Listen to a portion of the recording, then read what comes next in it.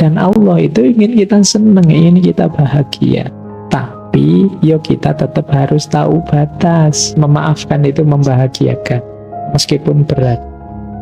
Yang pertama apa? Dengan kita memaafkan, itu mengurangi kegelisahan kita, mengurangi kegelapan hati kita. Makanya di situ ada peribahasa Jawa yang menurut saya menarik untuk hidup nyaman, tidak terlalu terikat dengan dunia. Sing wis lunga lalekno, sing durung teko entenono, sing wis ana syukurono.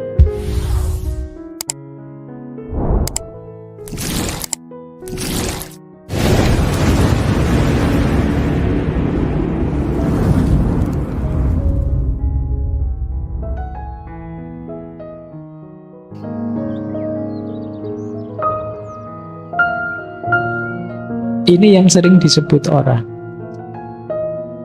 Mengalah itu jangan dikira lemah. Justru mengalah itu kadang-kadang strategis, visioner. Mungkin kalian ingat quotes yang atas itu. Dari Raden Mas Sosrokartono. Ngeluruk tampo bolo, menang tampo ngasorake. Ngeluruk tanpa bolo itu menyerbu tanpa pasukan, menang tanpa ngarsorake. Kita mengalahkan tapi tidak menundukkan, merendahkan. Ini strategi untuk bisa begini antara lain apa? Mengalah. Begitu kita mengalah, kita melakukan kebaikan, mengalah tadi untuk seseorang, dia akan tersentuh hatinya, sehingga dia balas, ingin membahagiakan kita, ingin memberi kita sesuatu. Ya nama lain dia tunduk akhirnya pada kita. Itu kan kita semacam menyerbu dia tanpa pasukan. Pasukan kita ya kebaikan hati tadi. Antara ini mengalah. Jadi tidak usah putus asa dengan kebaikan, lakukan terus pada siapapun. Pada akhirnya orang yang kita beri kebaikan itu ya akan takluk pada kita. Seperti orang yang diserbu pasukan. Padahal itu tidak ada pasukannya apa-apa. Hanya pasukan kebaikan. Itulah ngeluruk tanpa bolo. Manusia itu selama masih manusia, kalau dia diberi kebaikan terus, tidak mungkin tidak tersentuh hatinya. Sejahat apapun dia, ya kayak di film-film itu kan kadang penjahatnya ragu-ragu karena tokohnya sangat baik lakonnya. Itu nama lain dari ngeluruk tanpa bolo. Dan menang tanpa ngasorake, tidak membuat malu yang lain. Ya dengan jalan mengalah tadi. Dengan jalan kita mengalah, monggo sampean yang duluan, monggo sampean yang juara, yang berprestasi, monggo sampean. Nah ini membuat dia kan tidak rendah, tapi hakikatnya kita yang menang. Itulah menang tanpa ngasorake. Kalau kalian bisa seperti ini, hidup ini mungkin tetap kompetitif, tapi tidak saling merendahkan, tidak saling menjatuhkan. Disitulah rahasianya mengalah untuk menang. Kalau dalam bahasa Inggris ada peribahasa, you may lose the battle but you win the war. Atau you do not need to win every battle to win the war. Engkau mungkin kalah dalam battle. Battle itu ya pertemuan sekelompok pasukan, tapi tetap win the war. War itu ya peperangan secara keseluruhan. Jadi ya kayak misalnya ini medan perang, pertarungan satu orang lawan satu, pertarungan sekelompok lawan sekelompok, itu namanya battle. Tapi peperangan secara keseluruhan ini namanya war. Tidak apa-apa ada 1-2 kalah, tapi akhirnya kan menang di war-nya. Yes, kayak kalian kalau main game-game apa itu loh, kan ada yang kadang ada kalahnya, kadang tidak apa-apa sih, dalam rangka menang secara keseluruhan. Persis kayak kalian kalau main catur. Kadang-kadang ndak apa-apa wis, kudanya dikorbankan, bentengnya dikorbankan, prajuritnya dikorbankan, asalkan nanti kita menang. Itu lost the battle but win the war. Kalah battle-nya tapi menang war-nya. Ndak apa-apalah sekarang IP saya rendah jadi lulusnya biasa-biasa, kamu cum laude, di sisi ini saya kalah. Tapi dalam hidup yang sebenarnya nanti, wah saya sukses luar biasa jadi pengusaha konglomerat, kamu cuma pegawai saya misalnya. Nah itu lost the battle tapi win the war. Ini jadi kadang-kadang mengalah itu bisa dijadikan strategi. Di banyak kisah-kisah perang, ya nanti kalian bolehlah baca-baca strateginya Sun Tzu atau Three Kingdom dan lain sebagainya. Banyak strategi-strategi ini dipakai, diumpankan ini biar kalah, kemudian di strategi yang di sini sengaja ngalah biar yang secara umum menang dan lain sebagainya. Itu namanya lost the battle tapi win the war. Ini penting, yo hidup juga harus taktis. Jangan nyeruduk terus, maju terus. Gampang kalah. Ada strategi mundur sebentar, ada ngalahnya, tapi nanti kita memenangkan seluruh peperangan. Nah ini ada rahasia ini juga dalam mengalah. Jadi visioner dan strategis. Melihat jauh ke depan. Tidak apa-apa sekarang saya kalah, tapi ke depannya nanti saya sudah target ke sana. Dengan modal sekarang saya bisa menang. Nah ini namanya lost the battle tapi win the war. Orang ngalah itu sebenarnya dia sedang bertarung mengalahkan egonya sendiri. Secara natural manusia dengan egonya itu kan sebenarnya menuntut ini, menuntut itu, ingin sukses, ingin berhasil, ingin meraih ini, ingin meraih itu. Yang sering merepotkan kita, yang sering menyusahkan kita dalam hidup itu kan kendali ego ini, tuntutan-tuntutan egois. Nah, mengalah mengajarkan kita untuk mengalahkan ego. Sebenarnya sih diri kita menuntut, ayo kamu maju saja, kalahkan semuanya. Kamu mampu kok, kamu bisa kok, kan kita selalu diprovokasi seperti ini oleh para motivator-motivator.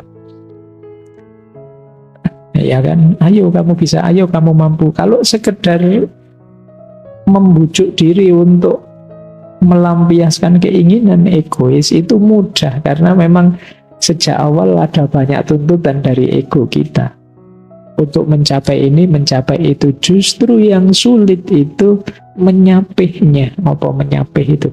Jadi menyapih itu mengerem dia, itu lebih sulit. Nanti kalian rasakan bedanya mengendarai ego dan mengerem ego. Itu akan jauh lebih berat ngerem ego.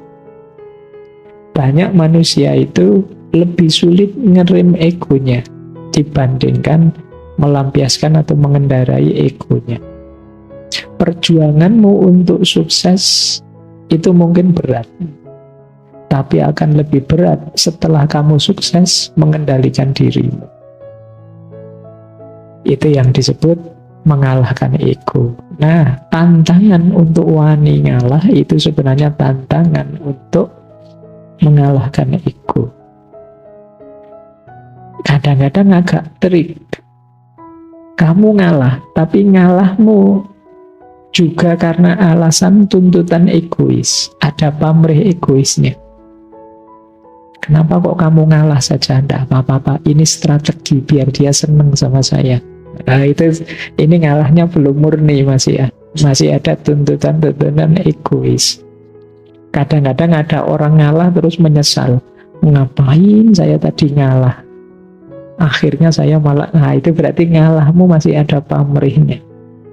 Ini mengalah tapi masih belum bisa mengalahkan ego. Ngalah hanya jadi strategi tertentu untuk memanjakan ego. Ini juga belum positif. Hakikat ngalah yang sejati itu ngalah yang menaklukkan ego. Ego penting. Karena kalau tidak ada ego, tidak ada keinginan hidup, tidak ada gairah, semangat meraih ini itu, hidup kita nanti dingin. Tapi juga harus ngerti batasnya.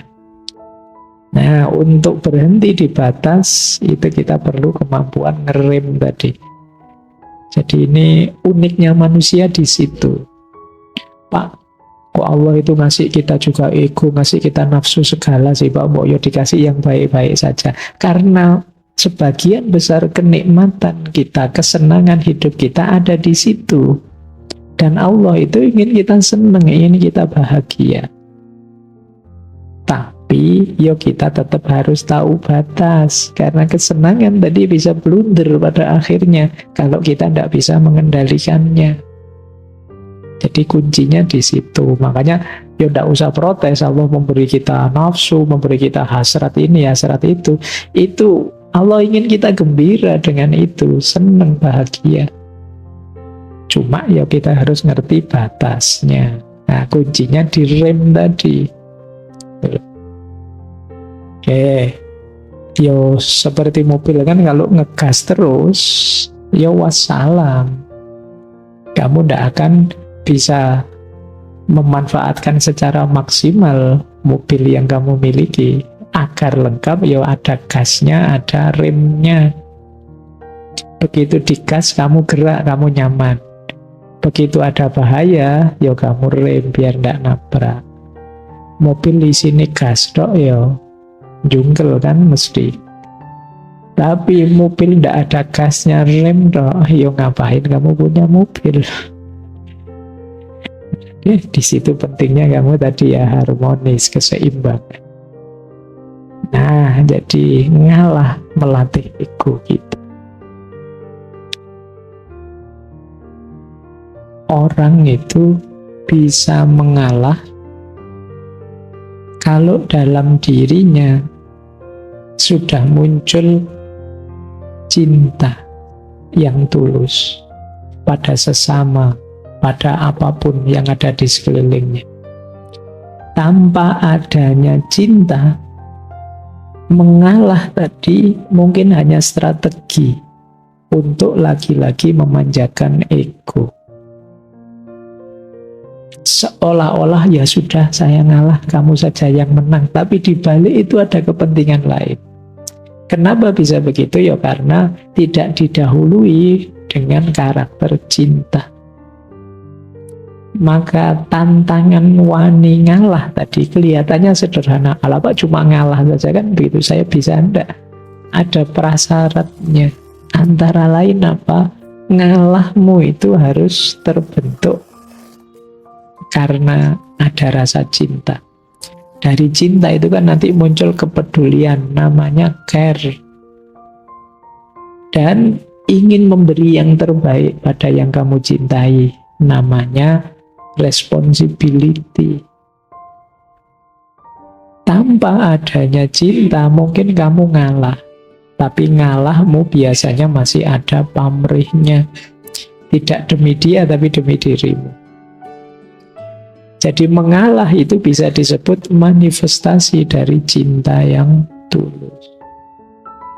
Tanpa ada cinta, mengalahmu belum tuntas. Dengan adanya cinta, mengalah itu nanti jadi manifestasi keikhlasanmu, manifestasi pengorbananmu atas nama cinta. Baik, ini tidak perlu saya jelaskan lama-lama ya, kalau tentang cinta kalian sudah tinggi wawasannya. Infonya sudah banyak. Saya lanjutkan. Yang penting yang keempat sudah ya. Jadi ternyata ada hakikat cinta di balik mengalah. Orang yang benar-benar jatuh cinta bisa dilihat hidupnya saling mengalah, bukan saling egois. Jadi kalau cinta kok masih saling menuntut, masih menuntut untuk dibahagiakan, dipuaskan, dinyamankan, ini masih negosiasi. Masih belum cinta. Aku memberi apa, kamu memberi apa. Tapi kalau sudah cinta yang tulus, isinya tadi saling mengalah. Aku memberi yang terbaik untuk dirimu, kamu memberi yang terbaik untuk diriku. Karena kita sama-sama memberikan yang terbaik, ya kita sama-sama meningkat pesat. Maka orang yang saling mencintai itu kan, kalau ini cintanya tulus, ya kualitas dirinya naik pesat gara-gara cintanya. Yang semula tidak begini sekarang bisa, yang semula biasa-biasa bisa luar biasa ketika orang jatuh cinta. Itu hebatnya energi cinta. Hanya bisa ditandingi oleh energi patah hati. Ya, patah hati juga energinya luar biasa. Ya manfaatkan energi itu ya. Energi itu kan penting. Kalian kalau tanpa energi kan tidak bersemangat apa-apa. Ya siapa tahu ada yang banyak patah hati, nanti kita bisa bikin pembangkit listrik tenaga patah hati. Baik.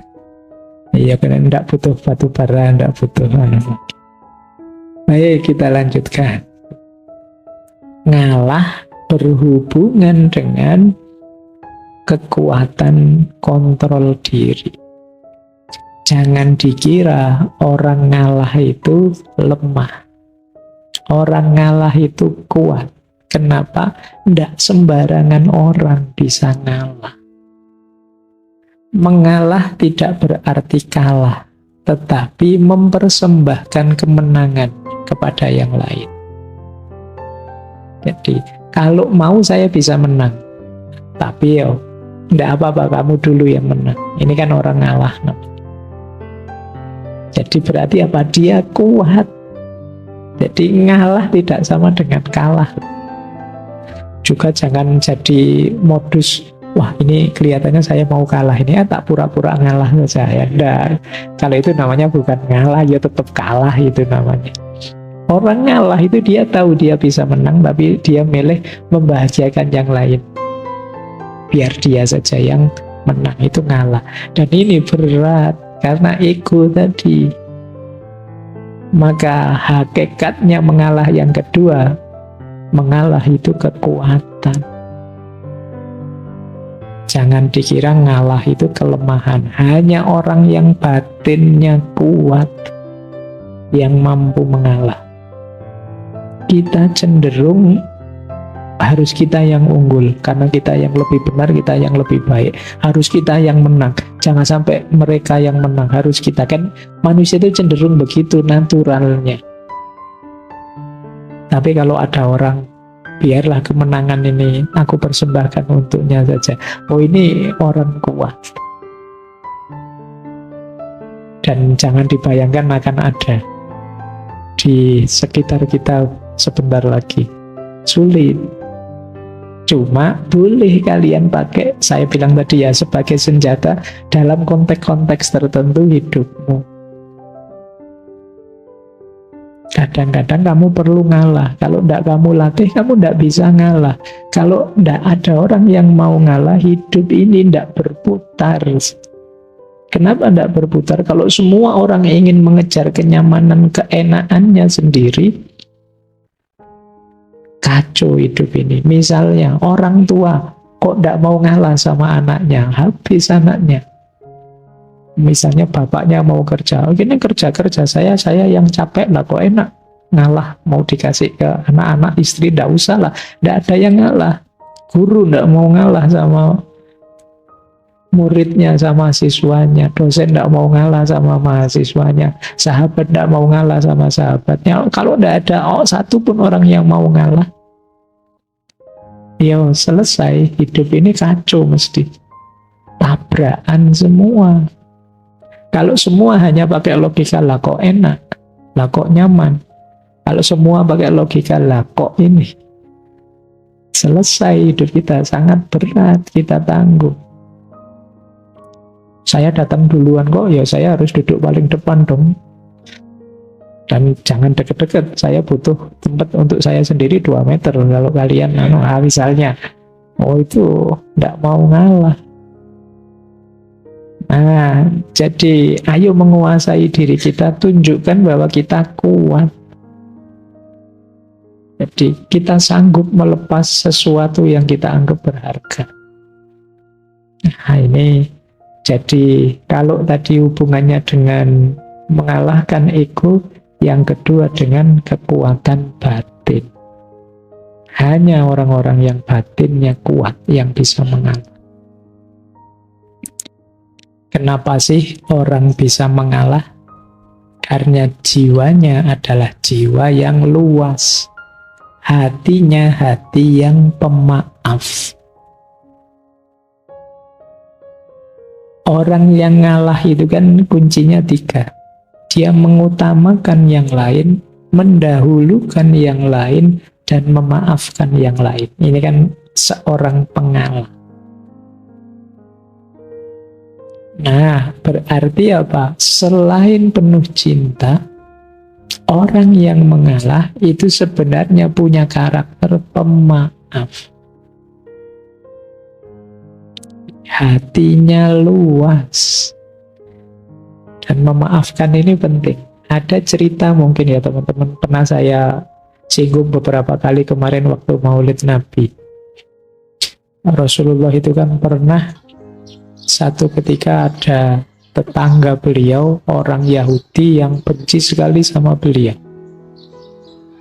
Setiap kali Rasulullah berangkat sholat subuh pagi-pagi, selalu diludahi oleh orang ini. Begitu lihat Rasulullah lewat, diludahi, cus pokoknya. Ya, dan Rasulullah ini karena jiwanya sangat luas, sangat pemaaf, pengalah, kalau dalam istilah malam hari ini ya, beliau terima saja itu. Nah, pada akhirnya satu ketika setelah berhari-hari seperti ini terus, tiba-tiba satu pagi ketika Rasulullah berangkat ke masjid, tidak ada yang meludahi. Malah heran Rasulullah, loh ini mana ludahnya yang tiap hari datang. Akhirnya beliau tanya pada orang di situ, ini mana orang ini yang biasa meludahi saya? Oh beliau, Rasulullah sedang sakit, makanya tidak sempat meludah. Ya kalau sakit masih nyempet-nyempetin meludah, ya kebangetan.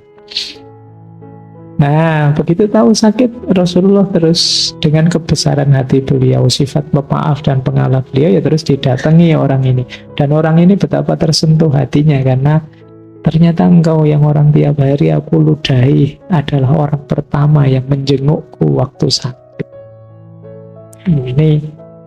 Ini kan luar biasa, jiwa pecinta, jiwa pemaaf, jiwa pengalah. Dengan contoh ini kalian boleh bilang mengalah ternyata memang bukan berarti kalah. Pada akhirnya kan tetap yang menang Rasulullah. Orang ini kan terus jadi masuk Islam. Nah mungkin saja dengan mengalahmu ada banyak keberhasilan, kesuksesan, buah dari mengalahmu yang lain. Nah ini penting. Ya, memaafkan itu kan nilai yang mulia. Di situ saya tulis, memaafkan itu membahagiakan, meskipun berat. Yang pertama apa? Dengan kita memaafkan, itu mengurangi kegelisahan kita, mengurangi kegelapan hati kita. Orang yang tidak memaafkan itu kan orang yang dendam. Orang yang dendam itu ya orang yang gelisah, tidak nyaman. Jadi kalau bisa ya kamu buang saja beban itu. Ngapain diam-diam kamu membebani dirimu dengan dosanya orang lain kalau itu dosa. Jadi kurangi dengan cara memaafkan. Kurangi juga dengan cara mengalah tadi. Ya, dengan kita memaafkan kan nanti mengurangi rasa marah, mencegah perilaku tidak terkontrol. Kadang-kadang kan kita itu karena saya disakiti saya harus balas menyakiti, sana juga begitu, loh saya disakiti, balas-balasan tidak ada akhirnya nantinya. Hidup kita dan waktu kita habis sia-sia hanya untuk balas-balasan. Dan jangan lupa memaafkan juga menumbuhkan kebanggaan diri. Bisa memaafkan itu kan bangga gitu. Ternyata aku ini lumayan dah, ya tidak mulia-mulia amat, tapi ya lumayan bisa memaafkan. Itu kan kebanggaan diri sudah. Jadi ya, latihan memaafkan ini bagian dari jiwa pengalah tadi. Lanjut. Mengalah itu bagian dari spiritualisasi kehidupan. Yang duniawi tadi kita ilahikan, kita spiritualkan. Ada yang bilang ngalah itu sebenarnya dari akar kata ngawah, mengallah, mengilahi. Hal-hal duniawi kita spiritualkan. Mengilahi itu begini loh, kalau kita punya uang, kita pakai untuk seneng-seneng makan dan lain sebagainya, ya wajar saja itu. Yang duniawi kita pakai untuk dunia. Tapi ketika uang ini kita sedekahkan untuk fakir miskin, anak yatim dan lain sebagainya, berarti uang ini kita spiritualkan, kita ilahikan. Nah, mengalah juga punya logika seperti itu. Biarlah aku membahagiakanmu, biarlah aku berikan ini untukmu, itu kan ngalah.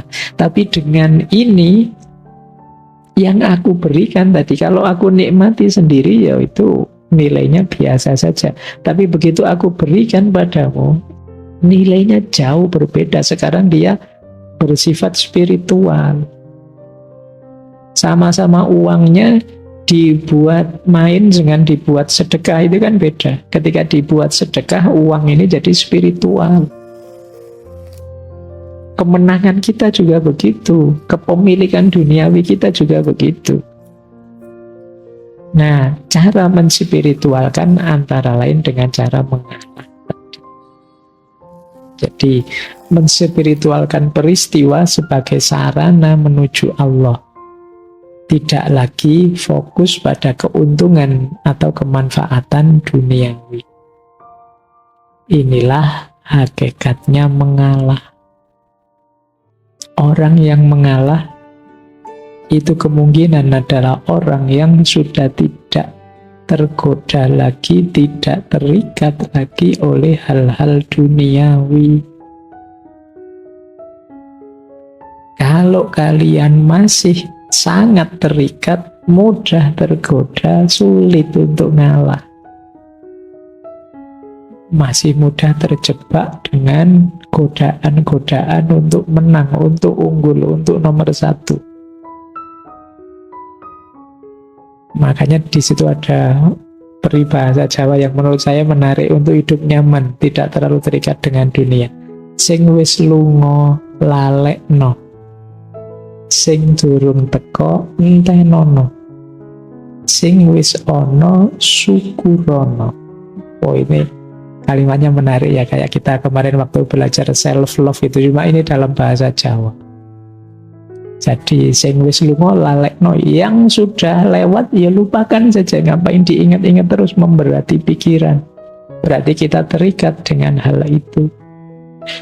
Yang belum datang ya kita tunggu. Tidak perlu cemas, tidak perlu khawatir, wong belum datang, ya kita tunggu saja.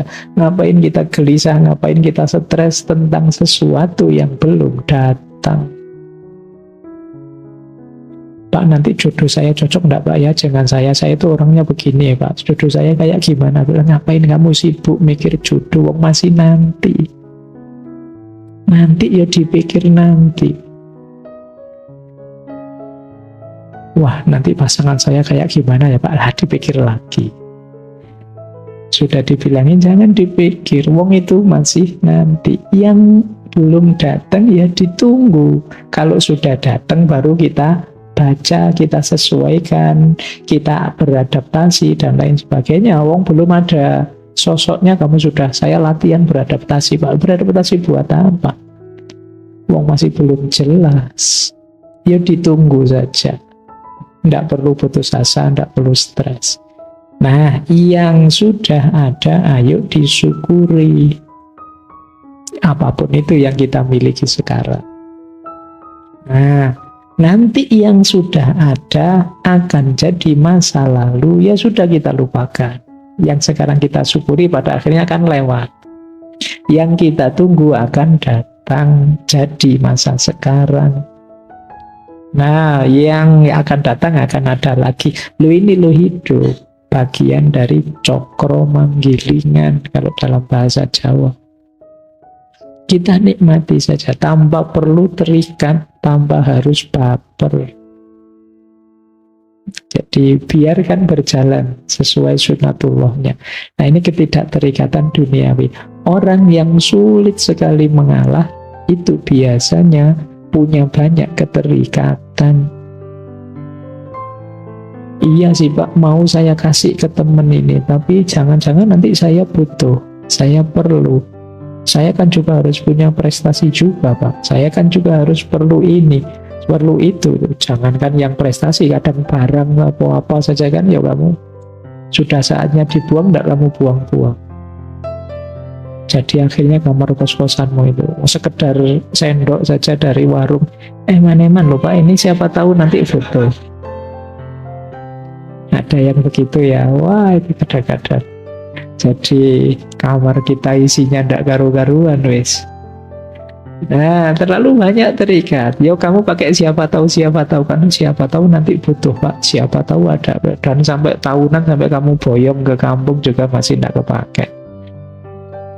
Nah, nanti perlu belajar lagi logika minimalisme dulu ya, bagaimana hidup itu jangan terlalu diberati oleh kepemilikan. Yuk, jangan terlalu terikat. Iya, kita memang butuh hal-hal duniawi. Kita perlu ini, perlu itu, tapi jangan terikat. Terikat itu namanya harga mati. Sudah, enggak, kalau enggak ini enggak aku bisa Pak. Saya harus punya ini, saya harus punya itu namanya terikat. Oh, kalau enggak ada ini, saya masih ada ini kok Pak. Kalau enggak ada itu, saya masih bisa ini. Namanya enggak terikat. Waduh, listriknya mati, enggak apa-apa, masih banyak bisa melakukan hal lain tanpa listrik. Sinyalnya kok seret, enggak apa-apa, ya berarti enggak usah pegang HP yang perlu sinyal, game yang enggak pakai Nah, ada banyak alternatif kok, enggak usah takut. Tapi kalau kamu terikat di satu atau dua hal, ya nanti akibatnya tadi, egomu semakin besar. Jadinya kamu sulit ngalah. Ya,